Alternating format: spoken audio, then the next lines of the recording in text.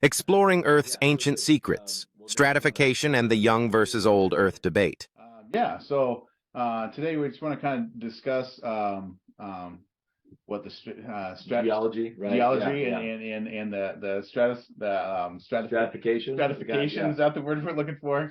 Right, discussing layers and things. Strategery. Yeah, strategery. So obviously, Brandon, you have points of view on that.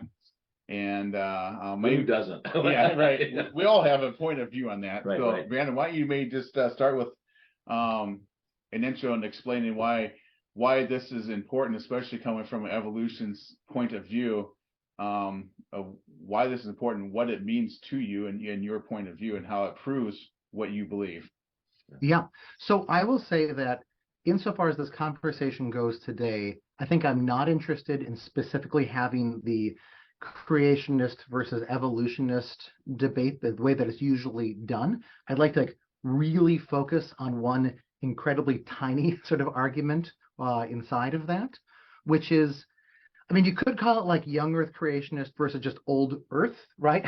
So in some ways, like the arguments that I'm going to be making, like would be arguments that an old Earth creationist would make. But even more specifically than that, it's the question of whether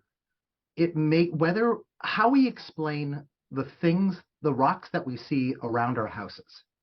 Okay. And specifically whether that makes sense in a sort of a giant flood, right? A flood cataclysmic geomorphology are words that are sometimes put here, or whether the rocks around our houses actually show these different chapters in Earth's history.